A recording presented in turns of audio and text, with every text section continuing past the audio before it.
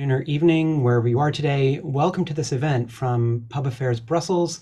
We'll be talking about the EU's readiness to engage with a rapidly changing geopolitical environment. My name's James Kanter. I'm the host of the EU Screen Politics podcast, and I'm your moderator today. On our panel, we have three eminent and expert speakers. Susi Dennison is a senior policy fellow at the think tank European Council on Foreign Relations. She leads the Council's European Power Program, and she focuses on EU politics and cohesion, energy, and climate. Louise van Schaik heads the EU and Global Affairs Department for the Klingendahl Institute for International Affairs in The Hague. Louise also coordinates Klingendahl's research on climate and natural resources. Josefin Meyer is a research associate in macroeconomics at the DIW Berlin Institute for Economic Research. Her interests are international finance, sovereign debt, and resource economics with a long-run perspective. That's our panel, and we'll aim to have a few rounds of discussion. We'll also aim to get to Q&A before 6 p.m. Brussels time. So that's in around 50 minutes or so. And those watching in the audience are warmly invited to ask questions. You can access the question function through the Slido hashtag geopoliticalEU. So that's hashtag geopoliticalEU in Slido. So for a first round, I'd like to put the same question to each of the panelists I've just introduced, and I'll get each of you to wrap up your responses in just a minute or so, just 60 seconds. And as I say, it's just a very quick round to get all of us talking, to get everyone talking. And of course, you'll have plenty of time to come back in later with more detail. So here we go for an opening question. Has this year, 2022, been a turning point in history for the European Union? Yes, no, maybe, whatever thoughts you have. Susi, can I invite you for your 60 seconds? Sure, yes, and thank you very much for having me. I'm going to go with maybe, because I think that whether or not 2022 ends up having been a turning point will depend a lot on how this winter pans out for Europeans and to some extent the next few winters too. We've seen in the first half of the year major steps forward in terms of EU unity around the need for a robust response to Russia's abhorrent war. We've seen several rounds of sanction packages, a willingness to diversify away from strong dependence on Russia, a focus on working together as European states on energy conservation and efficiency measures, and the beginnings actually of a willingness to plan together. We're now hearing that EU stocks for gas are around 90% or more full, and that things are looking good for this winter. But we are also now seeing the cracks starting to show.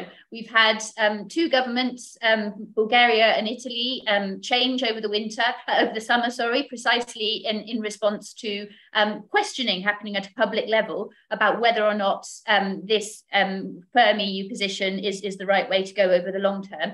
And citizens are very scared, rightly, about their security, about their economy, and about the broader political environment. So I think this is kind of also driving governments being quite fearful about making the necessary long-term investment at this point that's needed to scale up renewables rapidly as part of this energy response, and that's needed to build up the diplomatic ties that will underpin our future security. So, whether or not we find the political courage will, I think, dictate whether or not this ends up having been a turning point or a sort of flash in the pan. Okay, terrific. Thank you, Susi. Louise, your 1 minute plus a little bit. No, it's okay. I think everybody will remember 2022 and especially 24th of February. I mean, the fact that so many people still know this date and the shock that brought, let's say, the war on the European continent is amazing. And only in the future we can look back. Was this a precursor of more to come, or was this, the beginning of the end of, let's say, Russia as we know it today? And I guess the bigger issue behind is, let's say, the still ongoing competition between the US and China, and how the EU is positioning itself in that, and whether, let's say, the attack on Ukraine has an impact on China's potential decision to one day invade Taiwan. Terrific. Thank you. Thank you very much. And Josefin from DIW Berlin, your 1 minute, please, on 2022, whether it's a turning point. Yeah, thank you.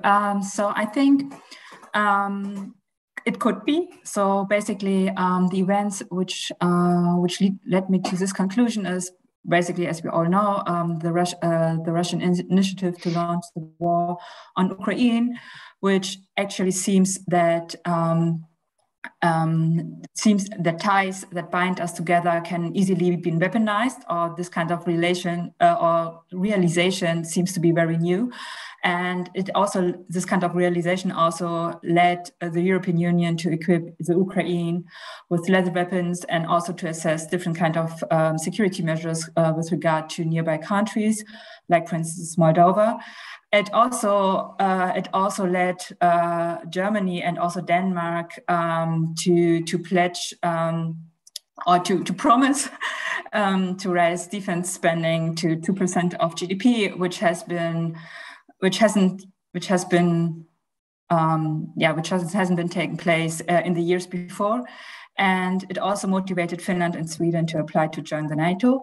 So I think these are all events which are very exceptional with respect to the years before 2022. And finally, in a broader context, I think these events, especially the Russian-Ukraine war, led Europe to rethink how to manage like uncontrolled connectivity, and in ways that prevents vulnerabilities which can be blackmailed by others.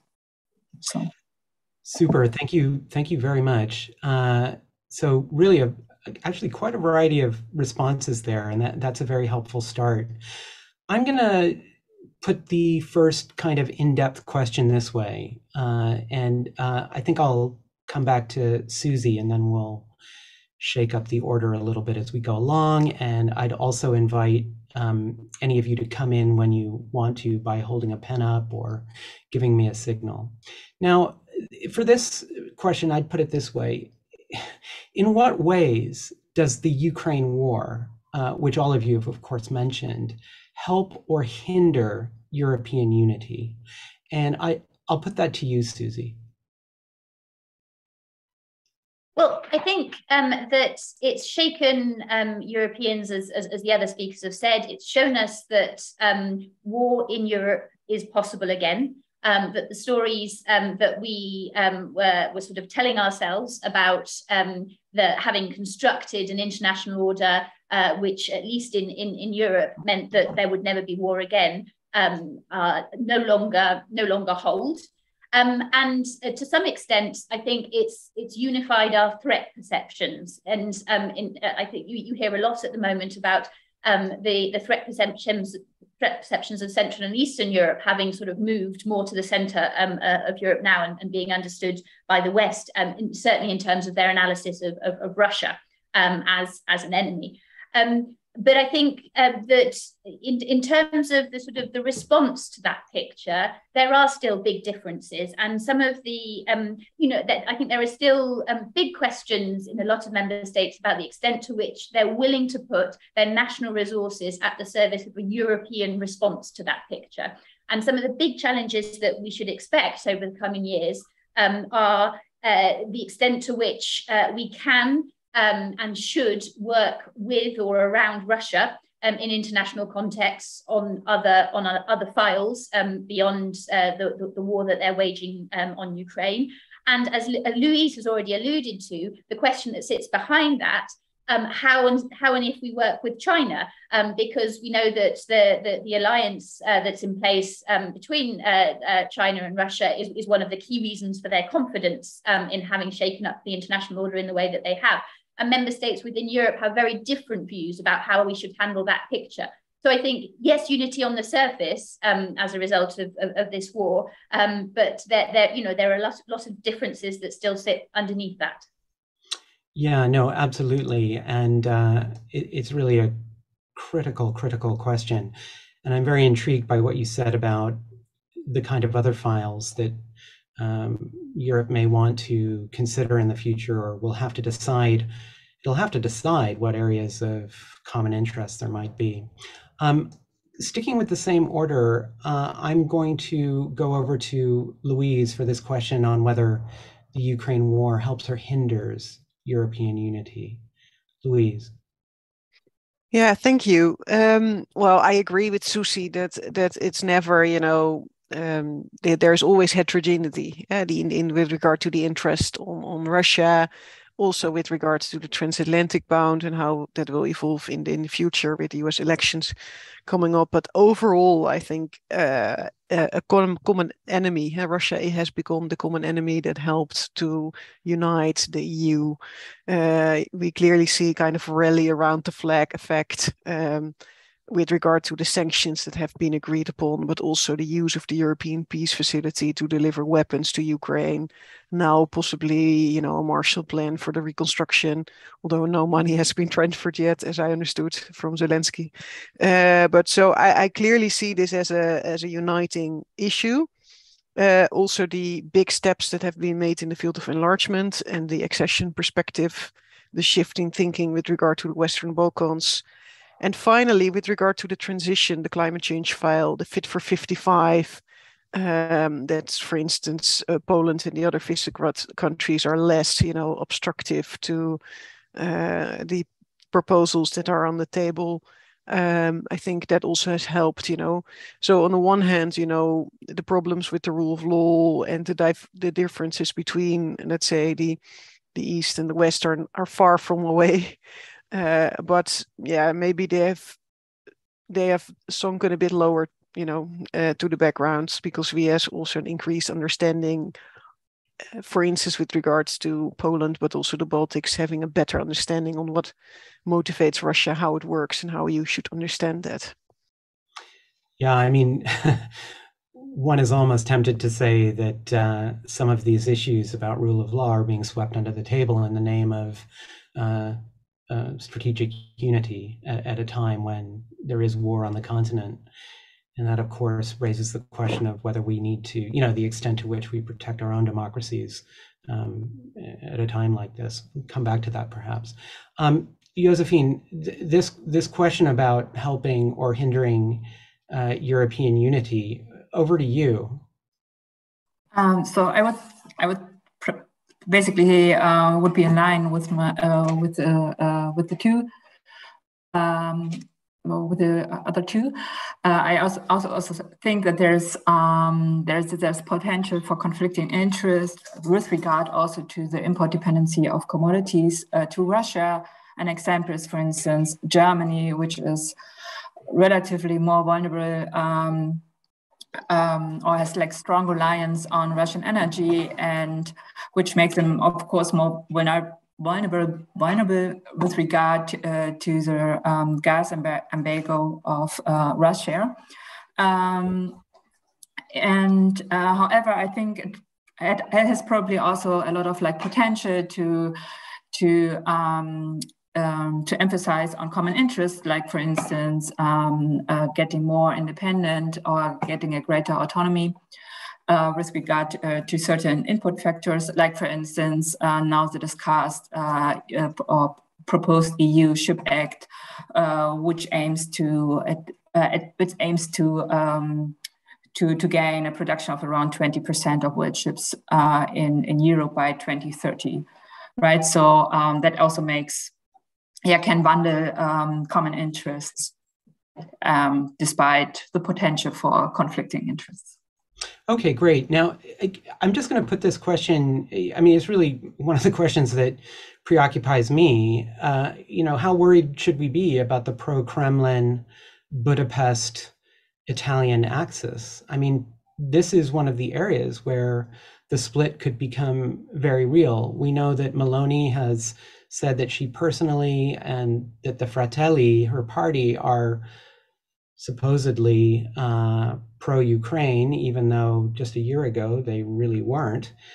So I just wonder the degree to which mischief can be made by Orban and by parties in Italy when it comes to Europe holding together. Is there one of you who might want to take that? Okay, Susi, hi. Yeah, I'm happy to say a few words on this. I mean, I think we should be worried about the potential for this sort of new form, larger anti-internationalist, if you like, alliance within the EU with this new government coming in Italy.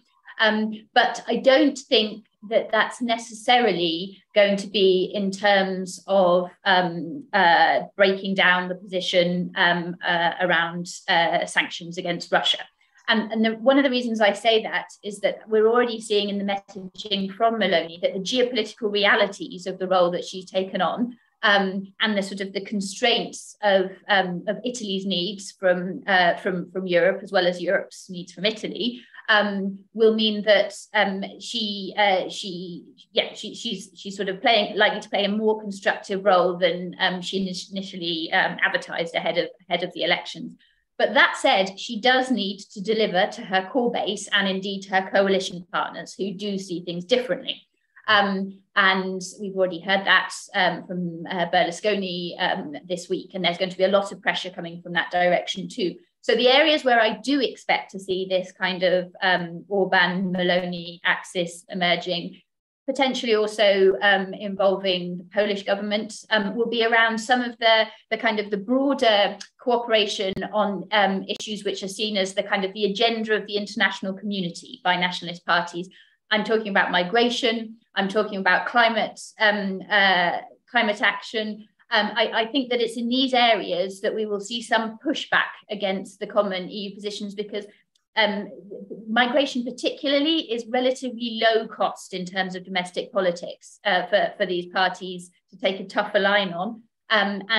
But as we've seen in the UK, this will be a way in which the nationalist parties sort of feel that they are speaking to their base, they are delivering some of what they promised to do. So I am worried, but not necessarily on that kind of central file of the sanctions against Russia. Very interesting, very interesting.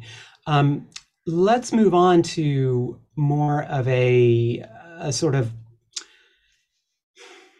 economics question, a macro question. There are going to be short and possibly very long-term effects from this, what some are calling a new age of inflation. And Josefin, can I start with you and get your thoughts on that? Sure. So I think, it really depends on probably on the long and short term effects of inflation. I think it really depends on what kind of policies will be implemented with regard to the resource policies and things like this, and how far global geopolitical tensions are addressed. Like, for instance, if governments implement policies such as, for instance, tariffs, subsidies, or also bans, this would probably lead to a shifting of countries' trading partners, but this would be probably also leads to potential disruptions of trade, which again, which again, as we can see, leads to supply shocks, which can have a severe effect on inflation, and inflation increases, and this can be also again exaggerated by supply chain disruptions, which we also especially see with regard to the gas embargo. And I think these are basically the things which needs to be taken into consideration and consideration with regard to inflation. And also, let me just mention one last point with regard to even when it comes to maybe strengthen strategic autonomy of the EU, then this would probably also entail different kind of supply chain shifts, like for instance, from low-cost countries to more high-cost countries, which also again would have an adverse effect on inflation or on the overall price level. Okay, great. And I mean, you have Josefin, you have quite a sort of a sort of macro focus on things. I mean, is there more that you can say about how well Europe is going to do in terms of tackling inflation through a downturn? I mean, this really is difficult for central banks, isn't it? It is. I mean, it really depends also on whether, like, for instance, the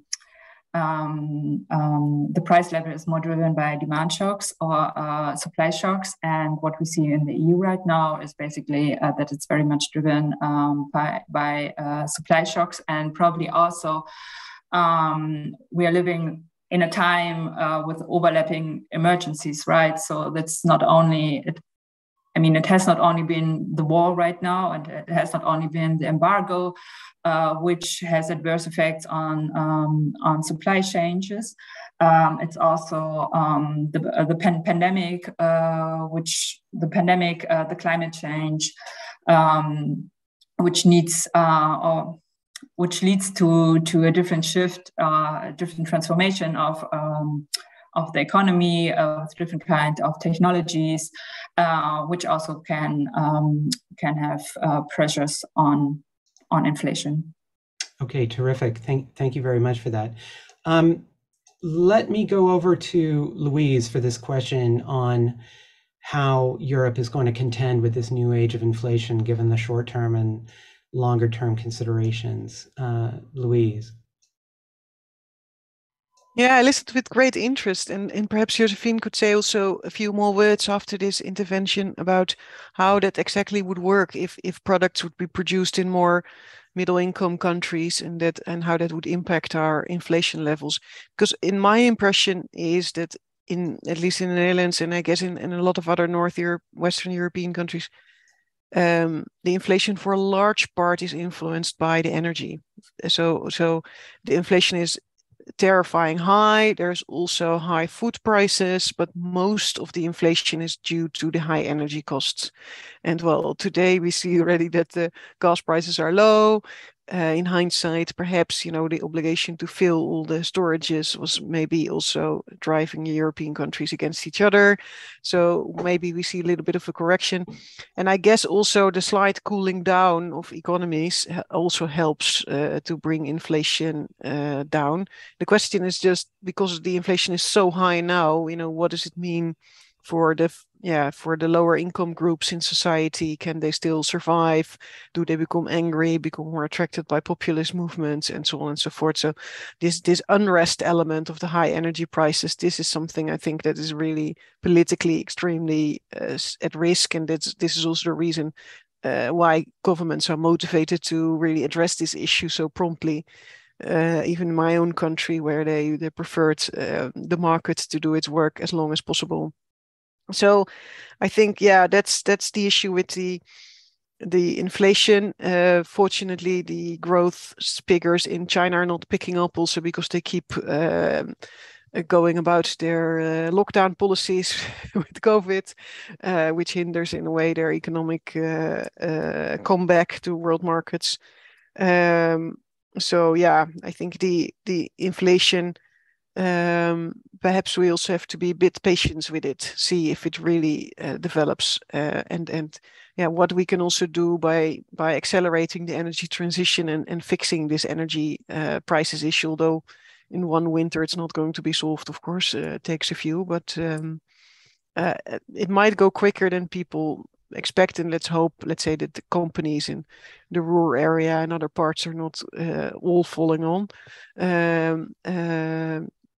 because that's also, I think, the other risk, that the employment is going to be tackled. But then again, if you look at the employment figures, Josefin, you probably also know this better as an economist, they are also still really good. I mean, in the Netherlands, we have more problems with shortages of labor than with employment. I hope that the inflation will soften down, and that let's say, governments take enough action not to have too much deprivation in the lower income groups in society. And before we get to Susi, Louise, can I invite you to put that question again to Josefin about perhaps challenging that view on supply shocks a little bit? Can I ask you to put that to Josefin?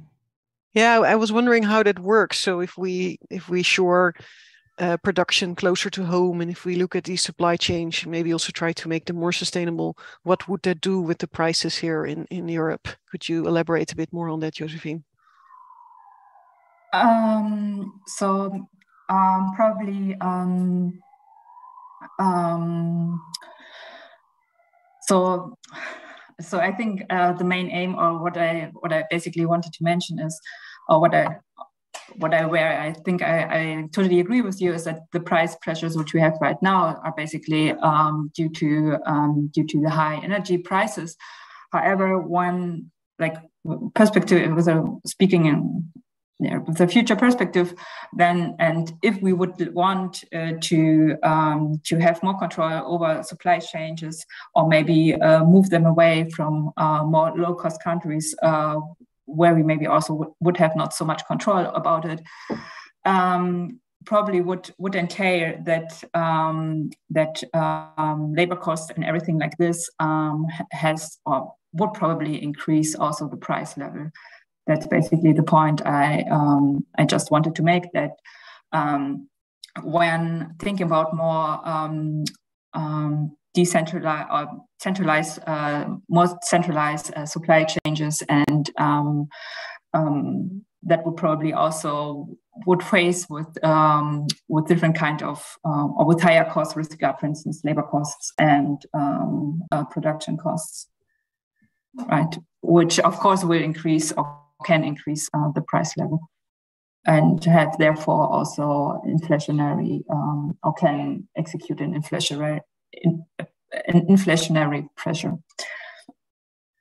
Okay, great. Thank you, Josefin. So Susi, it's for you to come in on the inflation issue. And interestingly, we ran a little bit from sort of deep into the economics of it, but we also alluded to this idea that there could be tensions within society, particularly this winter, because of cost, because of energy poverty. Maybe you can talk to some of that, particularly in light of where you are in France, where the government has stepped in pretty definitively to tamp down, to keep energy prices under control. Yeah, I have to say I'm not an economist myself, so I'm very heartened to hear two speakers who are more expert than me, who seem to be sort of relatively upbeat's probably the wrong word, but with a sort of cautious level of calm about the implications of this. I mean, for me, the big challenge here is about the fact that the measures that we have been taking in response to the need to diversify away from our dependence on Russia, and I sort of very much agree with the other speakers that energy is very much at the sort of the core of this problem now. The measures up to now have been short-term crisis responses under an assumption that we're probably dealing with a situation that, I think until sort of relatively recently, policymakers hoped might be resolved in some way, that we might sort of get back to a way of working with Russia and other partners within a perspective of perhaps the next 5 years or so. I think that reality is now gone, and we're now dealing with a picture, a very likely scenario that what we will end up with is a sort of a long war, process of attrition, ultimately may end in some kind of frozen conflict, and those sort of perspectives of cooperation have gone. And I think this connects very much to the sort of the political level that others have alluded to, that in an environment where we're getting kind of quite honest signals from governments such as Germany that they're expecting to go into a technical recession next year, which I think is absolutely the right thing to do. the expectation will grow at public level that, okay, we're now no longer in the sort of the crisis period. We're now in a new long-term reality. There is a responsibility on governments to manage that in a way that lasts over the long term. And I think we're all clear that the kind of subsidization that we've seen from governments, I mean, you mentioned France, but there are plenty of others that have been putting in place that kind of support. It cannot be a sort of a long-term situation. So I think the responsible governance has to be about helping the economies, helping the public to adapt to this new reality and to the costs that will have, and the need to change habits. And I think what is absolutely critical is that we policymakers try to ensure that the short-term measures that they put in place don't disincentivize the changes that are needed in energy conservation and other areas over the longer term. And that's the real challenge that I see over the coming years. Absolutely. I mean, that particular point about the current subsidization, perhaps making people feel okay about having the radiator as high as they've always kept it, has been a big debating point. And it's often, as all of you mentioned, it's often overlooked that some people are already in energy poverty. And for those who are very vulnerable and at the edge, that's really where the attention should be. And there are many vulnerable groups and communities in Europe where they really cannot afford yet one more ratcheting up of their bills, of their energy costs. So it'll be interesting to see how well crafted, I would say, some of the crises policies will be over the short term and the medium term. And I think that all of you were sort of alluding to that, if I'm not mistaken. I will, because strategic autonomy has been mentioned a couple of times, let's just dive into that. I mean, there is such a debate in Europe over this word, right? Strategic autonomy. It overlaps with everything from, what is a geopolitical Europe? What really is strategic autonomy? Is strategic autonomy the Macron vision where Europe starts to act a little bit like a continental superpower? Or is strategic autonomy just a little bit of tweaking at the edges?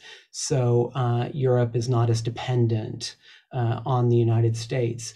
And the reality is, though, that the world is changing. I mean, we are entering into this more protectionist world. Now, having set that scene a little bit, perhaps I can turn to you, Louise, for some thoughts on that. And of course, there are incredibly important implications for the green transition as well.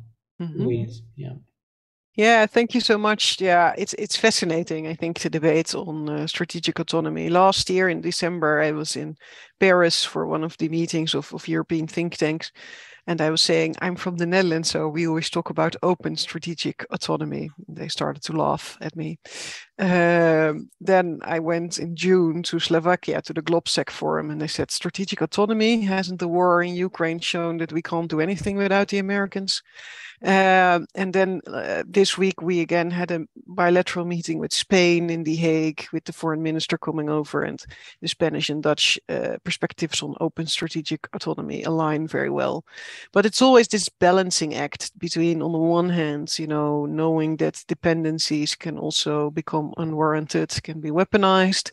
But on the other hand, the realization that indeed we can't do without the rest of the world, and we can't do without many of our dependencies, for instance, on China. And there are new huge risks in that regard at the horizon, such as with regard to the raw materials, the rare earths, that is considered really the future challenge, and where the supply chains are so much in the hands of China. And what will they do if, we enter into conflict? And well, then you could go back to the old talk about, well, dependency is always a mutual issue, and it's also not in their interest to withdraw. But of course, the war has really changed our thinking about this.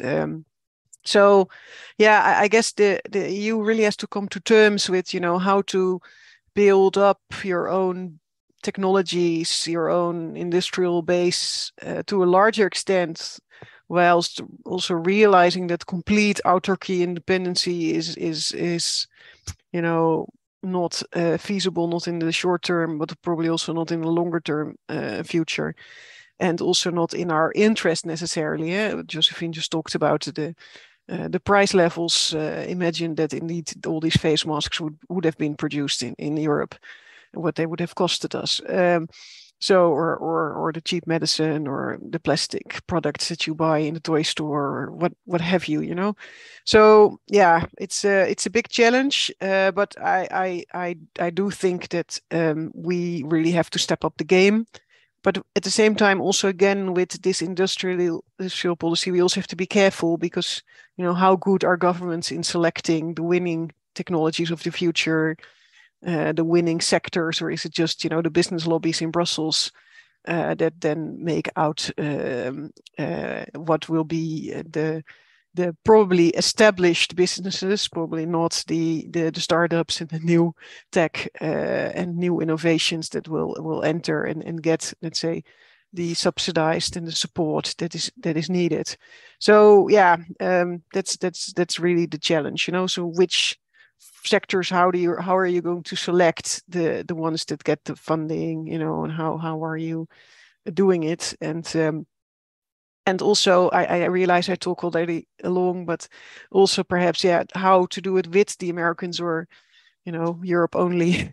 It's also a very strategic question in view of also the, let's say, coming 5 years.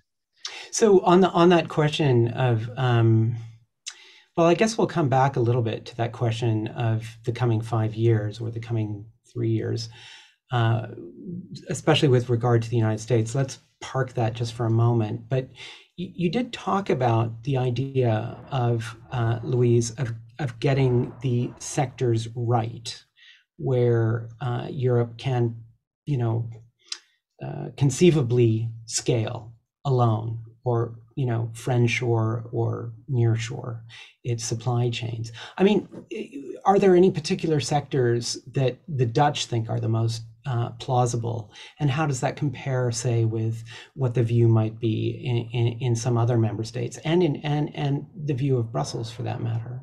Mm-hmm. Well, I think everybody is on the green technologies, so hydrogen, batteries. Yeah, I think these are the two most important ones. Maybe also geothermal or other green tech. So I think that's on everybody's mind. And then, of course, the digital, artificial intelligence, how you could also use that for the energy transition. So I think the Dutch are very much aligned with Brussels. But they have been in the beginning a bit more reluctant to, let's say, embrace the industrial policy. So the Dutch are not taking part in all the IPCEIs, yeah, there's also a bit of a fear that the moment, you know, France and Germany are aligning and putting their industrial base behind an ID, that they get all the money and the rest, you know. It's just sitting there with empty hands. Of course, member states also have to invest themselves. We had some bad experiences. We tried in the 1980s to rescue shipping industry in the Netherlands, and we put a lot of money into it, and it was all in vain.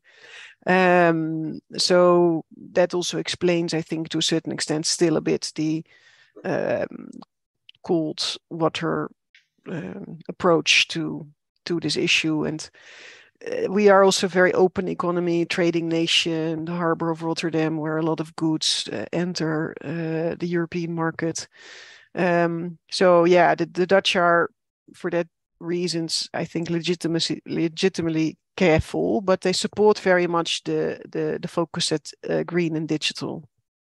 Yeah, I mean, it's really interesting how this discussion of strategic autonomy turned quite quickly back to this idea of supply chains, which, interestingly, when strategic autonomy was first devised as a concept, was not really what people had in mind, but it's become absolutely central to what that term it means, at least in 2022. Susi, may I come over to you for some thoughts on the pros and cons of embracing strategic autonomy, no matter how we define it? No, I mean, and just to pick up where you just left off, I think that one of the reasons that we now think much more broadly about what strategic autonomy or strategic sovereignty, or whatever you want to call it, has to encompass, is because our understanding of what security means has actually drastically broadened. And that's something that I think the foreign policy community has been pushing for a long time.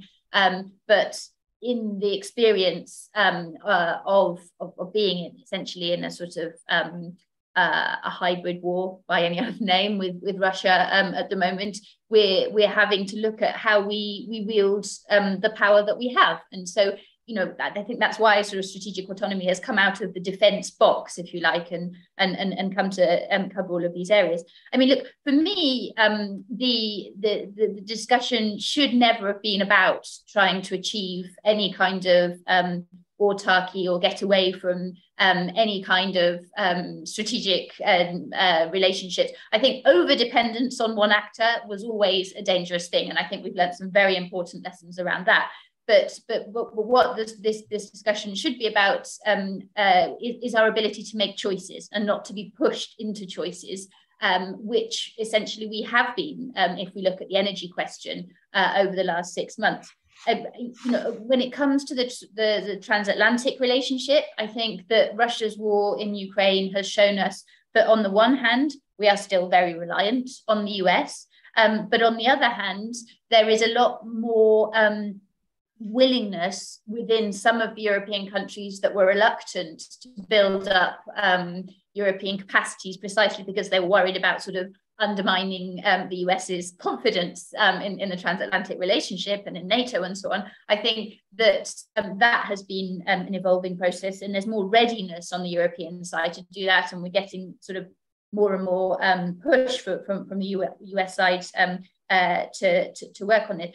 And I think that one of the very sad lessons from this conflict in relation to strategic autonomy is that had Putin considered the European Union a genuine player, a genuine geopolitical actor, then we may not, Ukraine may not have found itself in the situation that it did, because ultimately Putin didn't believe that we were capable of putting up a united front.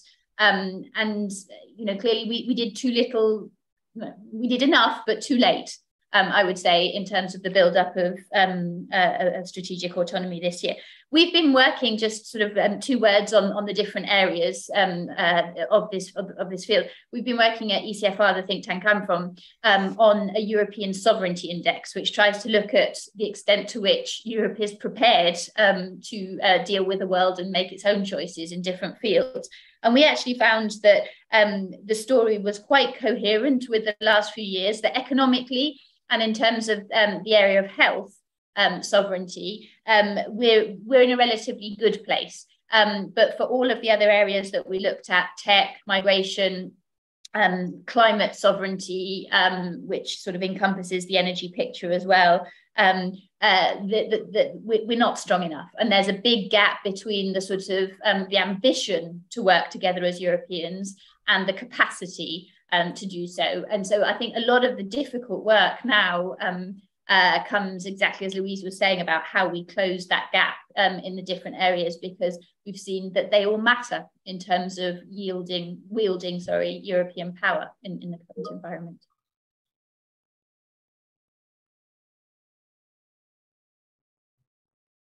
Yes. Oh, you dropped out for a moment there, Susi. So sorry. Hence my, no, it's, I'm sure it's just a connectivity problem. So that tells us something about the need for a little bit more digital investment, perhaps, across borders. So I really wanted to follow up with you quickly on the question that you raised about whether we did enough for Ukraine and so on and so forth. I mean, is the implication of that you know, was it really the EU not doing enough or NATO not doing enough back in 2008? So there's that question about the Bucharest summit. But there's also the more contemporary question, the more pressing question, which is, and you're speaking from France, you're speaking from a country that really, you know, Macron has said several times he'd quite like to see Europe kind of substitute for NATO, or at least he's implied that. I mean, he backpedals on that once he says what he says, but I mean, he creates deep divisions within the EU itself. He alienates Poland and the Baltics very quickly when he says what he says. So I wonder, in your view, where what your sense of where this will go will be. I mean, is NATO enough, or are we going to see a Macron-style EU army, for lack of a better word, for lack of a better way of putting it, emerging? So I think that what I was alluding to in terms of whether we did enough in relation to Putin, whether that was really about the EU.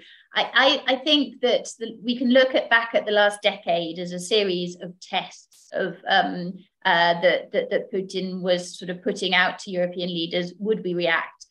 Did we react in 2014 with the invasion of Crimea? No, we didn't. Did we react with the poisoning of Navalny? Well, we reacted, but we didn't sort of change anything in terms of our trade relationships. And I think what was being tested was precisely our willingness to use the potential power that we had, which was as a key market for Russia. And what was clear was that no, those things weren't going to change unless they were forced. So I think that kind of impact made him feel empowered to do what he ultimately decided to do on the 24th of February. I think there was a strong sense that there wouldn't be the kind of response that Europe put in place, both in terms of the sanctions against Russia or the major support, coordinated support to the Ukrainian military effort. And I think there was also an assumption, actually, when we talk about migration sovereignty, that the waves of refugees that would come out of the war in Ukraine would be another factor in sort of breaking Europe. And so, and again, this was based on looking at the way that we reacted to the refugee crisis in 2015, 2016, with the wave of refugees from Syria. So I think that this was a kind of an assessment of the state of European sovereignty, strategic autonomy on the part of Moscow, that we kind of ultimately failed. And, we're paying the price now, we're doing the work now to put back that right. But I think that matters. I've forgotten the second part of your question. Well, the second part of the question was the EU army question, and I'm throwing that at you because you're in France. Okay, yeah. I mean, for me, and I don't want to kind of misinterpret Macron here, but I don't think the aim is an EU army. I think it is a stronger European pillar within the NATO framework. My feeling is that if Macron called NATO brain dead, was it sort of a year ago? Was it more than that? I think that the thinking has moved on now, and we've seen a sort of a strengthening, as Josefin alluded to at the beginning, with new members joining and so on. And now the sort of the balance is shifting. That there are fewer and fewer members of the EU that aren't members of NATO, and so on. So I think that what we will see is a sort of a strengthening of the security cooperation within the EU settings. I think we will see a willingness to pool resources that where we can and sort of move towards acting together. What is very important from the French perspective is that kind of joint strategic culture, to build that up and sort of start to lay the groundwork on that front. But my guess is that that's not going to be only in the EU context, because the other sort of big idea that is very important in Paris at the moment is this new European political community, which met for the first time in Prague at the beginning of this month.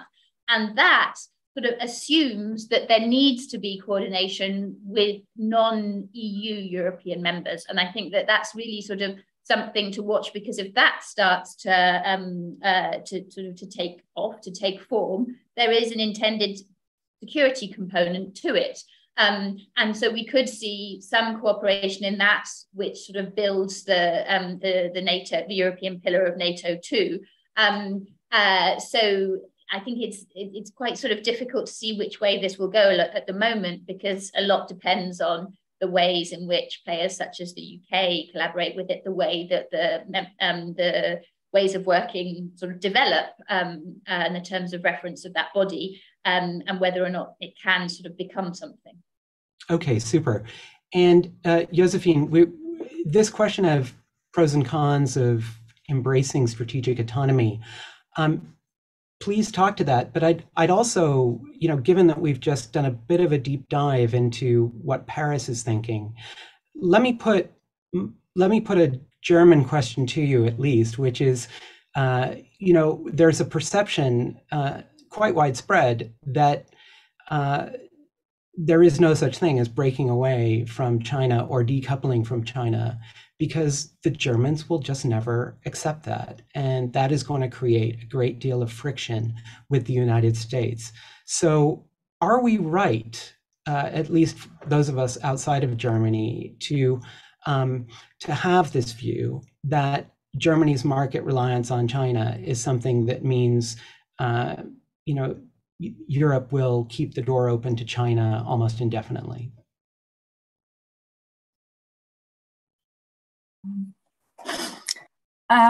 Okay, so with regard to the question on Germany dependence on China, I think it's actually very controversially also discussed in Germany.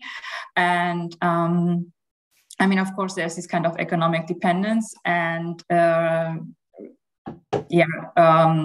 based on the discussion which is going on in Germany, it seems that it will not end so immediately, this kind of dependence, and also the economic connections to China. That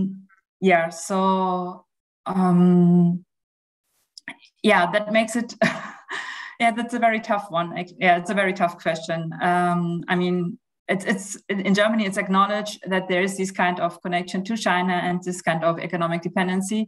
However, at the same time, most of the politicians are actually also very reluctant in cutting this kind of economic relationship, and basically also reassure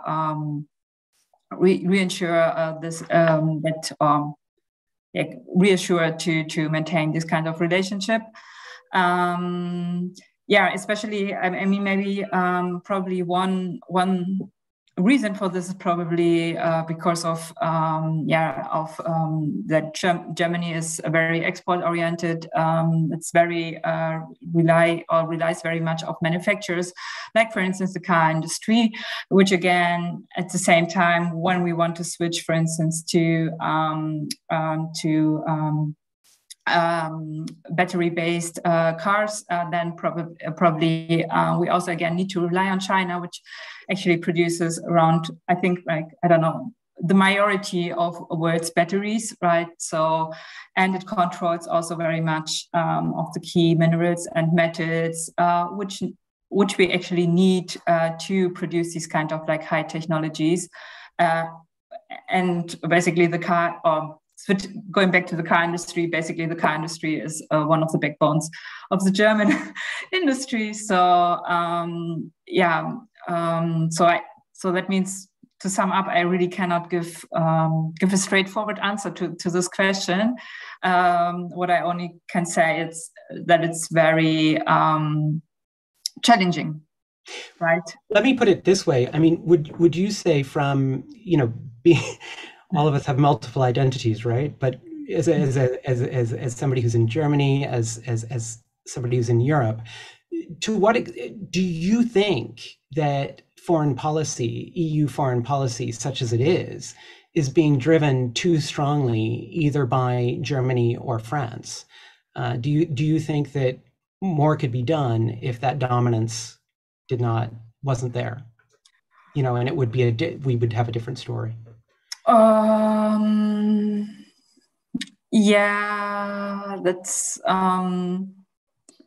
That's one of the questions actually that came in on from the audience response. I mean, it seems like, I mean, of course, I mean, so in the media and so on, and also I think across Europe, it's very much discussed that Germany has some kind of like leadership role in Europe, and I think especially, I think it tries also to take it up with regard to the new geopolitical issues. Yeah, probably given that it's one of the biggest economies in Europe, and due to that, it has probably some kind of, people weight what Germany is saying differently than maybe countries which has less economic power and which is just a smaller economy, right? So. So yeah, yes, sorry, no, that's okay. That's okay. I mean, I think you laid out and it's wonderful to have that view from Germany explained so clearly, and it rather confirms actually what a lot of us think from, say, Brussels about this question. Louise, on this question though of I'll put it to you as well, on this question of the extent to which EU foreign policy does depend on the Franco-German engine. I mean, again, does it feel to you like that bus is being steered too much by Paris and Berlin, or is there a sense that, for example, everything you were saying about the Dutch priorities, that those can still be achieved? Louise? Yeah, I guess this was for a long time the case, but recently the Franco-German axis doesn't seem to work that good anymore. You hear less talk about it.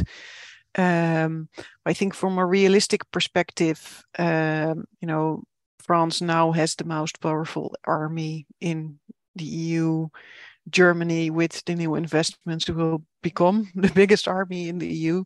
So let's say to the extent foreign policy is taken serious by military might, these by definition are, the most to be taken serious countries, also really bigger than, let's say, the others.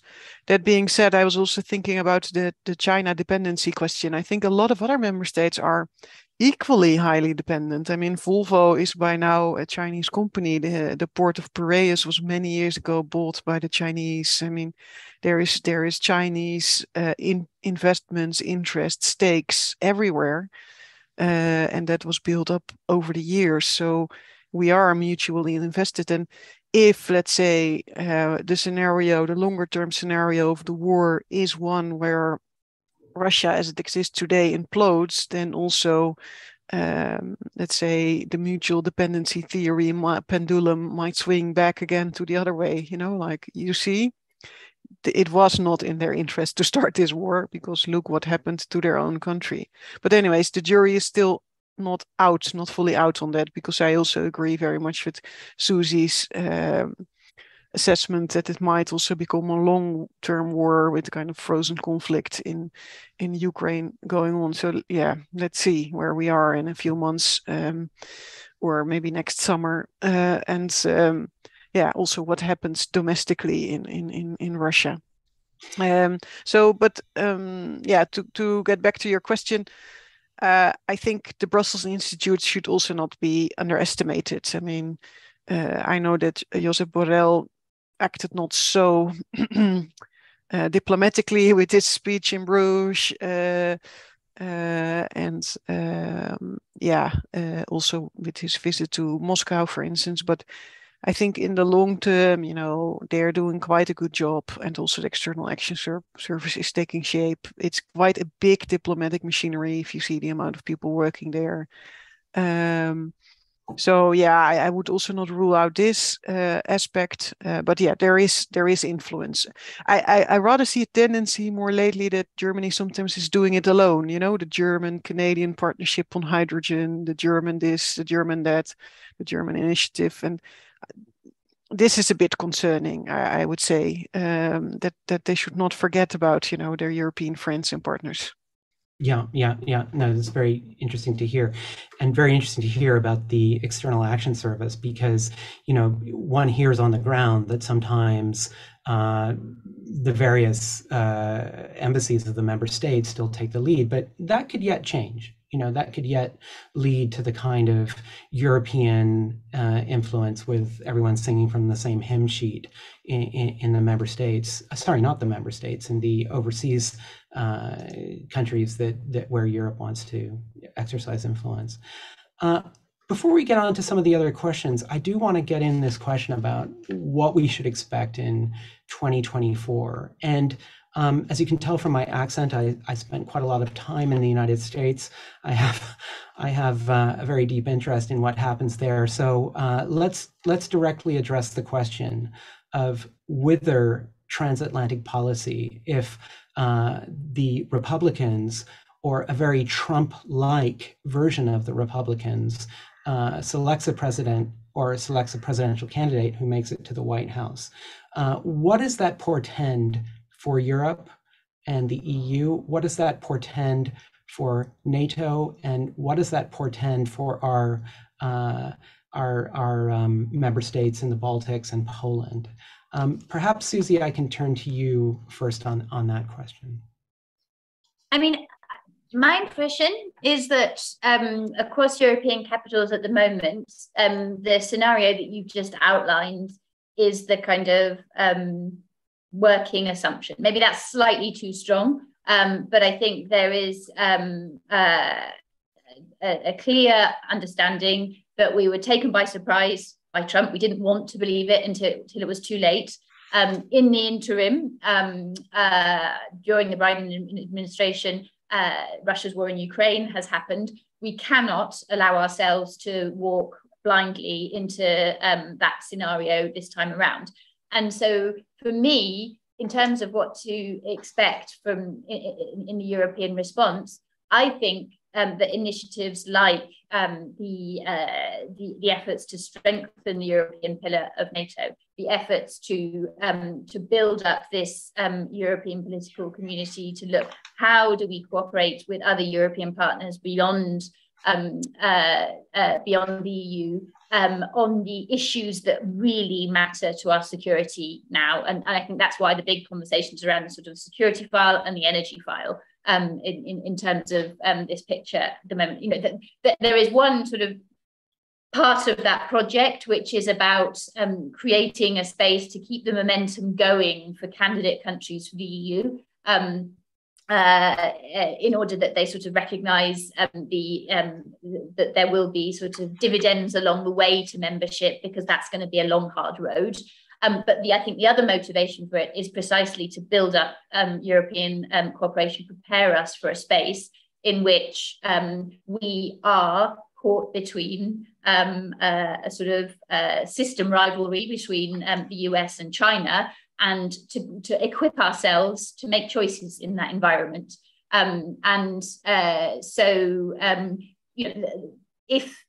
If that sort of, if we continue to invest collectively in that, then I would expect to see these types of cooperation strengthened in the European context.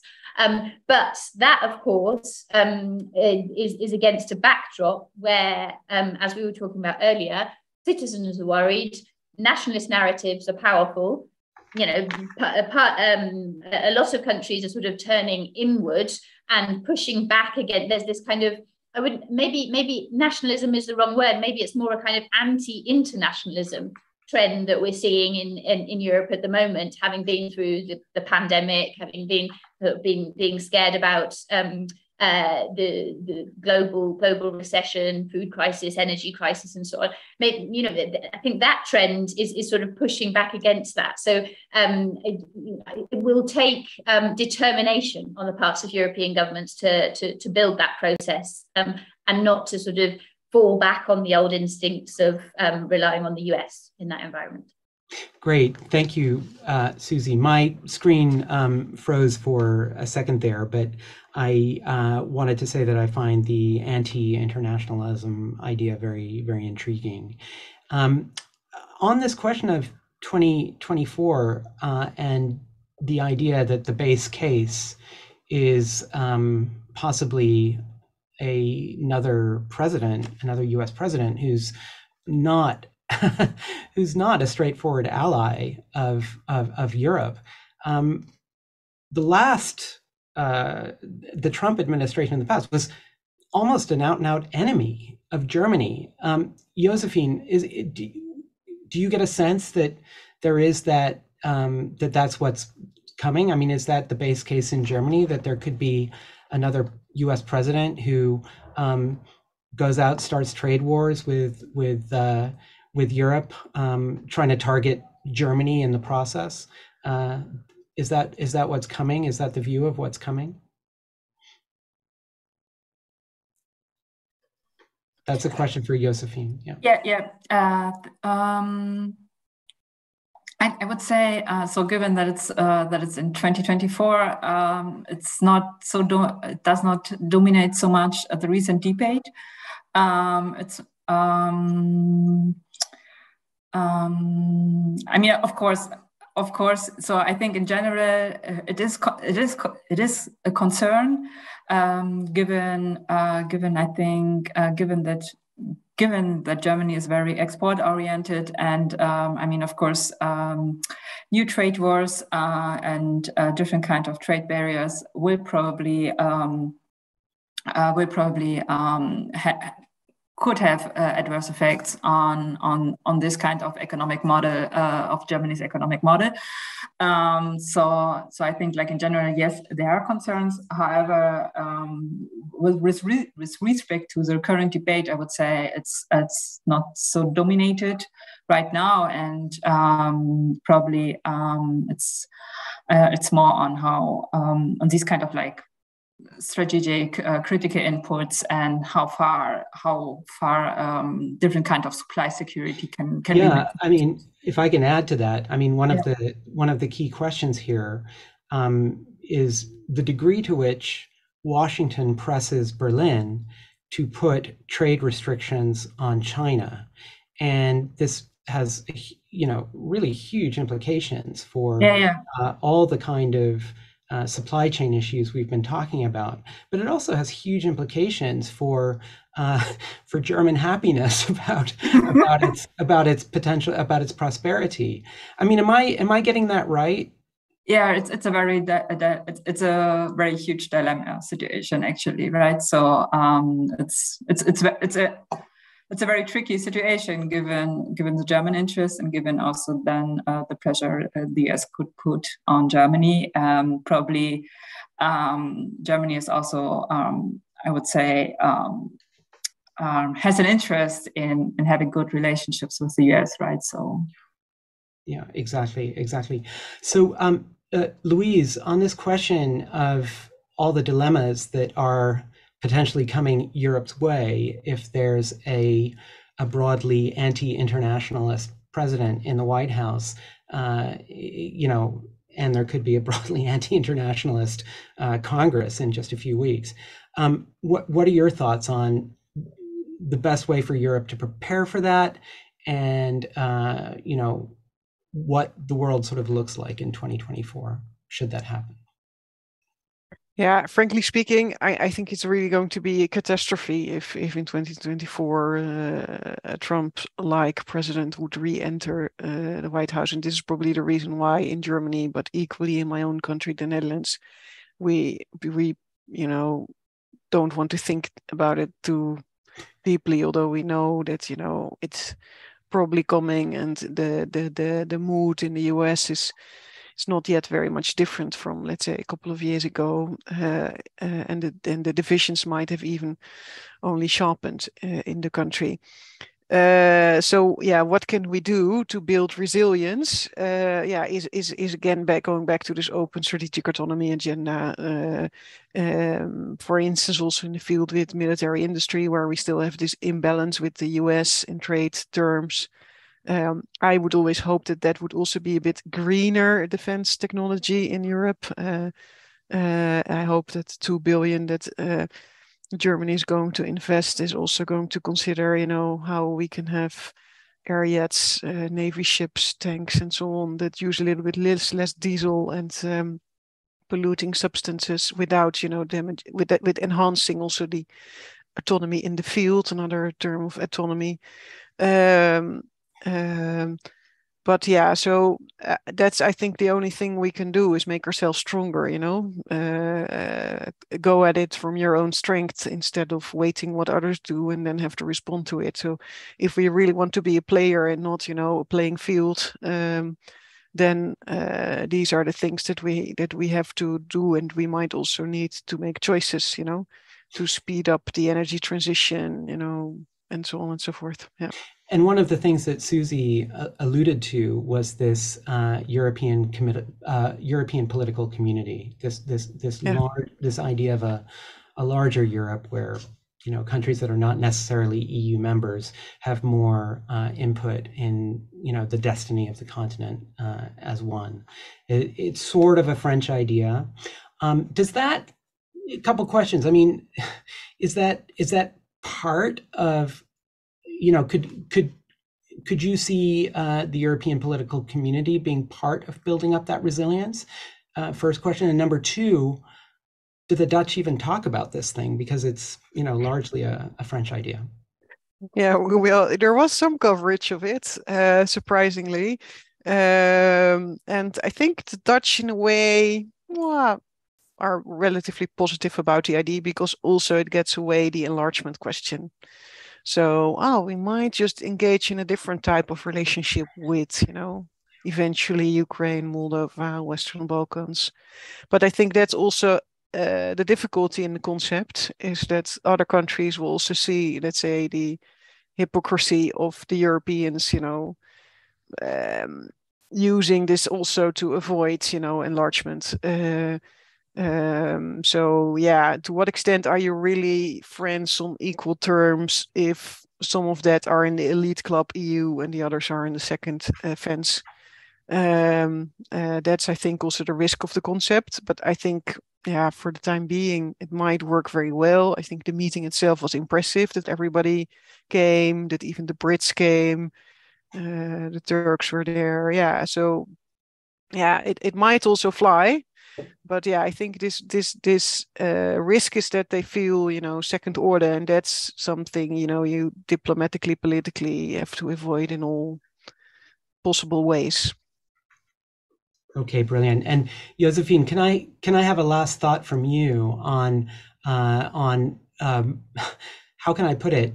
How this idea of a European political community, this Macron idea, if you like, has that gotten much play in Germany in the media there? Does the government in Berlin talk about it as a way of building European resilience as we look ahead at the challenges?